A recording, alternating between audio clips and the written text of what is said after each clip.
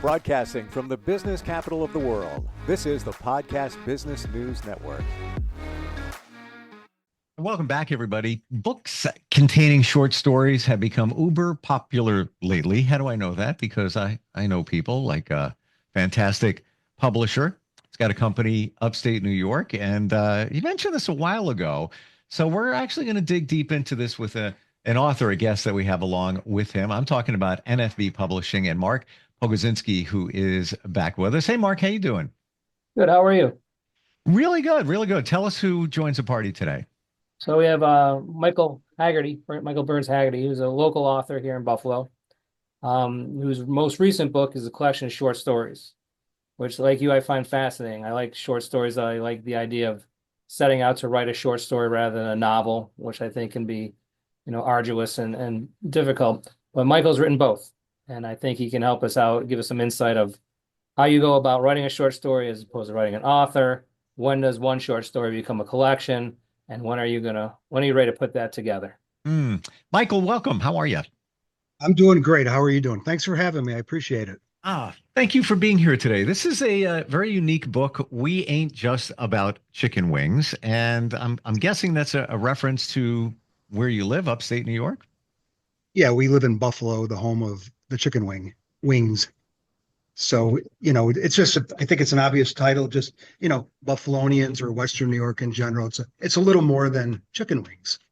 So there's all kinds of interesting topics and characters and people that live, breathe, and die in Western New York. I'll have you know that I had buffalo chicken in my salad today. So really? Yes, we love it downstate, but love it equally as much. And yeah, the saying is we don't call them buffalo wings up here. We call them chicken wings. They're not buffalo wings. Now so I know. You have buffalo in your salad, I don't think. No, good point. We aren't going to correct you if you call them buffalo wings. That's a no-no around these parts. Wow. All right. Along with ranch dressing, if you want to get technical. But I didn't have that in my salad, though. All right. Tell us about the stories in this book. It's like a car going down the road, swerving to one side, then to the other side. But the book is regional. But give us an example of some of the stories that are in there.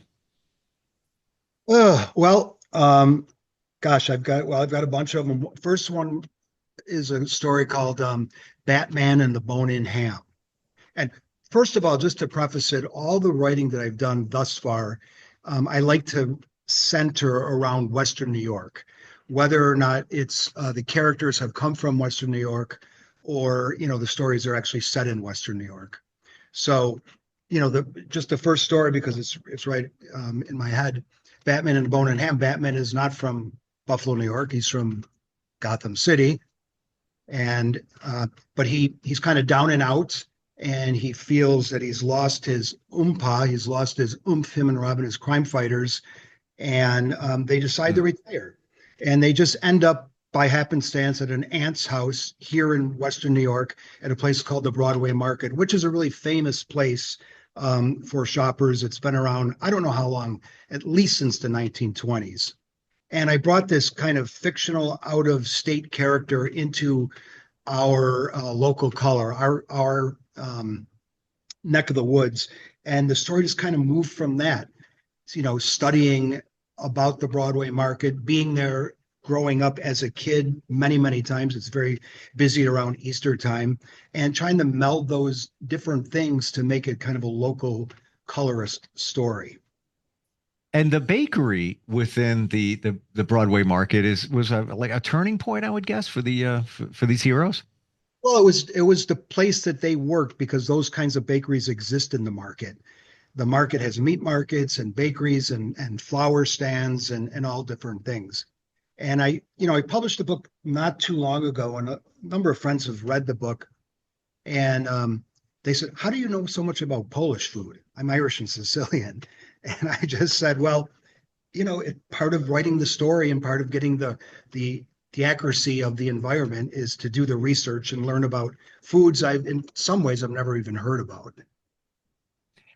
Okay, so that's one story. What intrigues me is the variety of the stories. Okay, so it's under the umbrella of being from living in Western New York, but Yeah. some of the other stories. Tell us. What else is in here? There's one called Andre the Giant and the Mighty Niagara. And I've never written about other characters that already existed. So those two stories are kind of different for anything that I've done. But when I write, for me, it's fun. And I like to sort of stretch the boundaries and make fun and interesting things happen and put characters that you may associate to be in a different place into my place, into our place here. So, Andre the Giant and the Mighty Niagara is a reference to Andre the wrestler. And years ago, I worked at a place called the Hilton Hotel. I was a waiter, and I looked across the bar, and I did see Andre the Giant sitting at the bar with a bottle of wine in his hand. And I just remember that bottle of wine looked like a beer in any other hand. He was big. He was massive. He was this monster guy. Like, really? I just want to double check here. Are we talking about you did see somebody like this? Like it was? No. I saw Andre the Giant. I like worked at the yeah, wrestler? He was at the Hilton Hotel. Yeah. Oh, wow. Okay. I didn't know if you're just kind of making it up. Oh, my gosh. No, All right. That's the only part that I didn't make up. The rest of the story is completely made up. Gotcha. But I just saw him, and he had this bottle of wine in his hand. It looked like a beer. He was a monster. And he, to me, for whatever reason, clicked in me. And this was when I was a waiter many, many years ago. He looked kind of, I don't know, sad and downtrodden and forlorn. And that just stuck with me. So he somehow ended up in my head to, doing this story where a couple of guys take him out on a night partying and binging and drinking. And he's in and out of this euphoria and the sadness. And he does this crazy, weird thing by jumping into the Niagara River. The section I described it is known for just really fast waters, and nobody could really survive that. Either could he have, by the way, but he did, and he conquered his fears. And I don't know, that's just the way my story went. How do you decide what to put in short stories, books that contain them? Very different, that collection, as opposed to doing a full novel on something. How do you decide what stories to put in a book? And is it more fun? You've written a novel before, correct? I have. Yeah. The difference. Share that. I would love to hear it. Well, I think I may have cheated on my novel, because in some ways my novel is a string of vignettes. Very quickly, years ago, I did hitchhike cross country with a friend of mine, and there was no story in that. It was just an experience we had as kids, really, 18, 19 years old. And years later, I came across a journal that I had, which was written on a little 3x5. It was nothing. It was tiny, and it said nothing really. It might say Louisville, the date, walked across the bridge. Louisville's pretty, had beans at night, slept in the field under the stars. Next day, got up, hitchhiked, ended up. So no story really whatsoever. However, that little journal gave me a guide and a roadmap of where we had gone at that time. And from that, I was able to capture with some memory, and then just stuff that I made up all along the way about what would be kind of a cool book to write about these teenagers hitchhiking around the country. But I didn't want to write a journal, and nobody really cares, in my opinion. You have to create a story around it. So we created this story where these two boys, the one in particular, is looking for his brother who disappeared after his mother died, and they wanted to have an understanding of why, and they wanted to reach him. So even though it was a novel, there were a lot of characters, but there weren't a lot of characters that needed a lot of development. It was really about the two main characters who were developing and learning along the way, along the road, gaining, experience, and more importantly, wisdom. And then finally, to make it, quote unquote, a book or a novel or a story with a conflict, they were able to meet this brother and find out why he had left the family in the first place. So in essence, the novel kind of was a little bit of a book of short stories in a way. In a sense, it was a series of vignettes that connected, but it was kind of a series of short stories, I think. we ain't just about chicken wings. We ain't You know, just about chicken yeah, wings. the collection about the short stories. Did you find that more enjoyable to write because you could go anywhere you want with it? I do find it enjoyable to write. It's I don't want to say less work, but less characters. You can focus a little more on a couple of characters as opposed to a whole bunch of characters that need a lot of development. And I don't know, when I write short stories, I suppose it's like cooking in a way where, some of the best dishes have two or three ingredients in them, and they're quick and they're concise and they're delicious. And I just I have a lot of things going on in my head that I like to write about. So to write a 10-20 page story really, kind of feeds me that Mm. what I enjoy doing. Mark, And there's so much to write about. That's the thing. And I get bored easily. I might have a really tough time with a long novel about one or two characters, where this gives me a whole opportunity to write about a whole bunch of different things that I find interesting and fun I'm feeling and that. meaningful. Yes. And you know what? Also for the reader, I think that's why short stories are so collections of short stories are so popular now, because our attention spans with every distraction that we have is very short. Mark, when you got the book from Micheal, is this radically different to edit and put together than a novel, or it's kind of all the same? It's a little different, obviously. When Michael's work, I don't know if like he looks into it at the same way, but I can compare it to different things that I enjoy. And with the first novel, it was very similar to Kerouac's On the Road. So I saw a lot of that in that with the two main characters, a series of vignettes tied together with a central plot. So I thought that worked really well, and it was in that genre.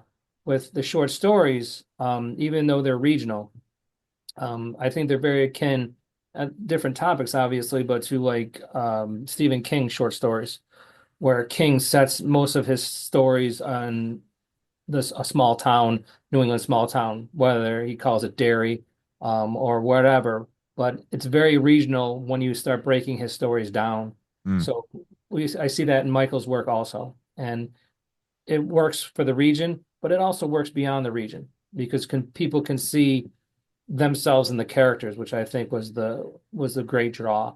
Like he says, again, we talked about before, like characters looking to solve problems, looking to fill their own puzzle, and with a short story, it's more of a punch. It's a more impactful.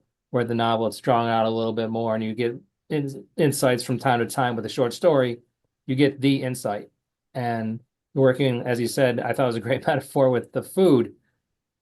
Simple ingredients done well makes a pristine dish. And Mm. I think he does that with the short stories. Michael, I what think is, I'm sorry, go ahead. no, I agree with you, because when writers all write about the same thing. We write about love, and we write about challenges, and we write about happiness, and Hemingway wrote about courage and everything. And those are the themes that are universal. So it doesn't it doesn't happen. We can write those stories and set them anywhere. I just love this city, and I love Western New York, and I love the things about it that allows me to write about here. So I'm kind of paying homage to my upbringing using these sort of wide themes that could be set anywhere. And Buffalo, New York, I don't know what other people how they perceive it, with chicken wings, No, chicken wings and the Buffalo Bills, maybe. There's so much here, the architecture and even the weather. We're known for our cold weather and our storms, but those are really awesome to write about. But also, autumn days and early spring and those hot, humid, rotten, crazy summer days. There's so much stuff to use. It's a lot of fun to write about this area and still use those same themes about characters and themes and so on. What's your background in writing? When you were younger, were you a voracious reader? You always loved looking at Yeah. books. Was that you? Yes, I have not stopped reading. I don't think I have. There's a day where I haven't read since I was maybe in fifth or sixth grade. Now, granted, it's, it might be 10 minutes a day or a half an hour or, something quick, but I literally read every single day. So I've just always loved reading.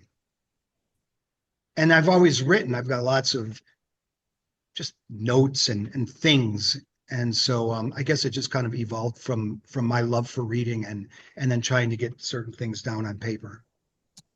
I've always wondered about this and never had a chance to ask an author.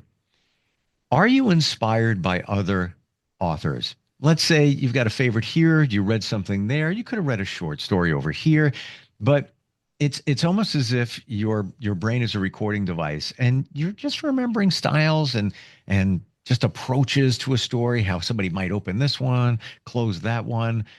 When you write, do you feel that the inspiration from others comes out in you?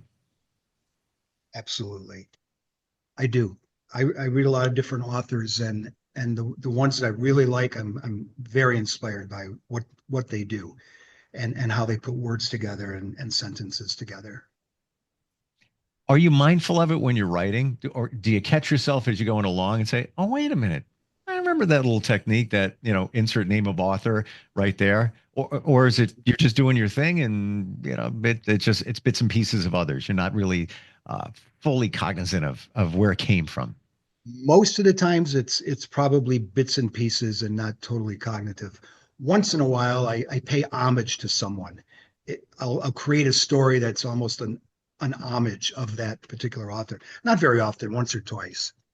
But Hemingway was a big influence growing up. Mm, mm. Um, his short stories in particular. I've read a few of his books. Well, I've read all of his stuff, but in the last couple of years, I've read For Whom the Bell Tolls, and they're great books. But for whatever reason, where I'm at in my life, they don't really stand up for me any longer too much. However, the short stories just knock me over, and some of the style that he had written in. So I might find myself at some points paying homage to him, but mostly no. I try to find my own way of writing, my own style, and my own voice.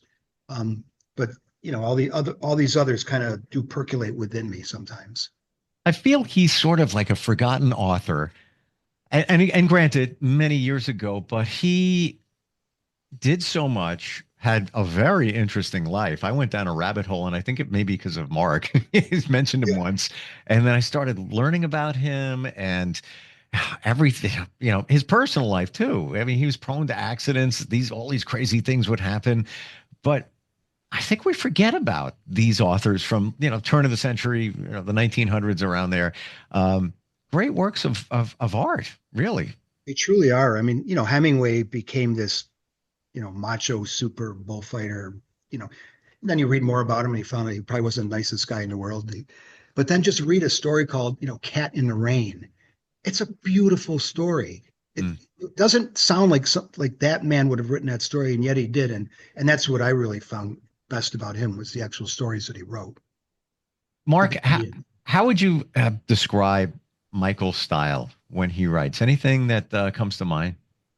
Um, there's a certain wit to him, but there's also an underlying of, again, that sadness that someone's in search of something. And I think that's similar to where we live, where, clever, boisterous on the outside, but deep down, we're all looking for something. And you could tie it to our sports teams, you could tie it to our weather. But I think Western New York has that interesting, optimistic pessimism about us. We believe everything is going to work out well, but we know it's not. And I think that comes across in his writing. And you see that in a lot of the writers, and like Hemingway, his short story. One of my favorite ones is Indian Camp, which is about a pregnant lady who has to have a C-section, but it ends horribly because everything seems to be going well. They save the woman's life, the doctor, and the husband winds up committing suicide at the end of the story. But the way Hemingway writes it, the doctor feels euphoric after delivering the baby in the most graphic way possible. And I recall it because it's an interesting description. He felt the way a football player does after a game, and that's how Hemingway described a man who did a C-section in a rundown hut, bark peelers. And so happy, but missing the point. and underneath that point is a sadness. And I think Michael's work represents that, the idea of longing, the idea of maybe never finding it, but never giving hope that you're going to find it. So that's what draw me to his writing. Wow. There is a sense I detect from everybody I connect with from Western New York, an interesting, deep pride. I feel that with everybody. Does that resonate with you, Michael? It does. It certainly does. There is a deep pride in this area, I think. We're the first ones to knock ourselves out in many ways and say, "Oh, this weather," but it's what we are and who we are and what it is, to use a phrase that's common right now. It is what it is, and people adapt and accept it and struggle through it. And good writers are always going to write about somebody struggling towards something with adversity or through adversity. And you know, I remember a long time ago reading, beat your protagonist up, knock them around, make them hurt, and they'll figure a way out of it somehow. That's kind of something I think about when I write. They're not all like that, but in some ways they are. These are downtrodden people who are getting beat, and they know it, and they're just going to keep working towards getting out of there. And I think Buffalo in the history, the more recent history, the last 50 years, represents that in many ways. Based on what you just said, Michael, where the protagonist gets beat up, yeah, is there, you or just writers in general, do you feel that that's them taking their experience? We all get beat up from time to different situations. Yeah, we could talk forever about how we get beat up, but do you find that you take a little bit of that, your personal experience, into a character to see how they're going to handle it when you beat them up? Yeah. Sometimes it's not really me, but it's people that I've seen or people that I've known. Or, there's a story called Crash about this this kid that just cannot be accepted from, he's a young gay man, and he can't even be accepted by the gay community. He's a mess in many ways, and his name is Crash. It's one of the short stories. And I just knew a guy like that years ago, and that's where that came from. It wasn't necessarily myself. I don't write a lot about me per se, but I write a lot about people I've met or people that have told me stories, or I've seen their pain, I guess. I'm guessing that it's the observation of those around you, because when you said that, observation, I always wanted to be a syndicated cartoonist and came very close in my low 20s. And then I was already doing broadcasting and then went in that direction. But as soon as you said that, I had a picture of a character in a comic strip that I loved working on. His name was TJ. He was Ronnie down the block.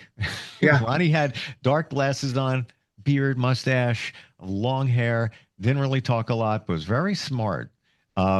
And I took, his qualities and then, made him a cartoon character along with others. And I kind of feel the same way, writers, yourself include, authors do that, take people around them and take the pieces and make that perfect dish when they write a book.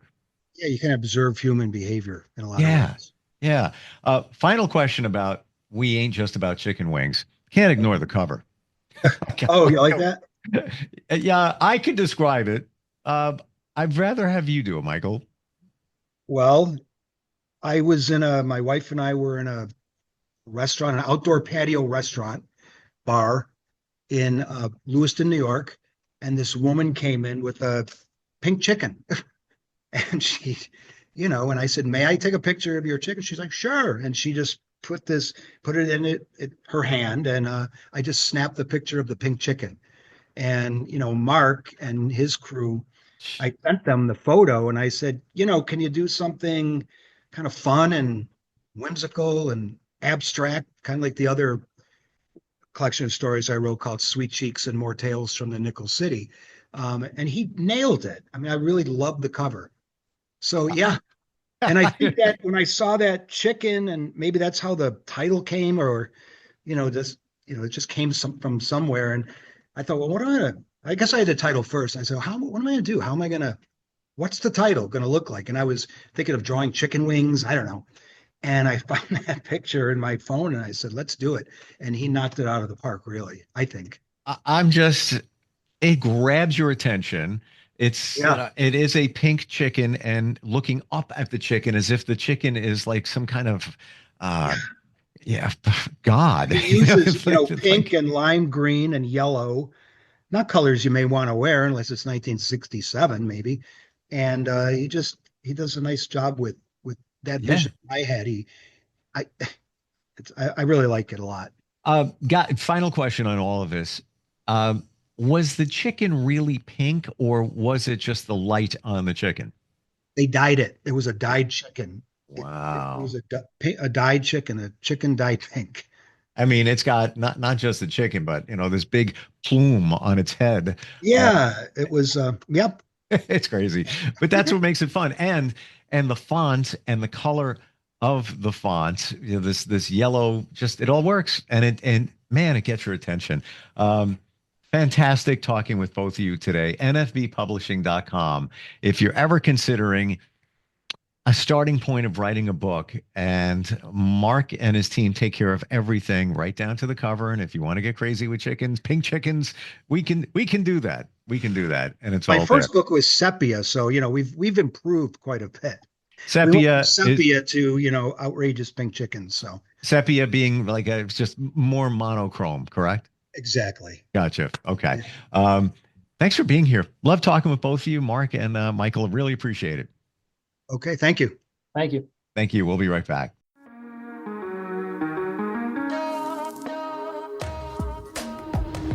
Broadcasting from the business capital of the world, this is the Podcast Business News Network.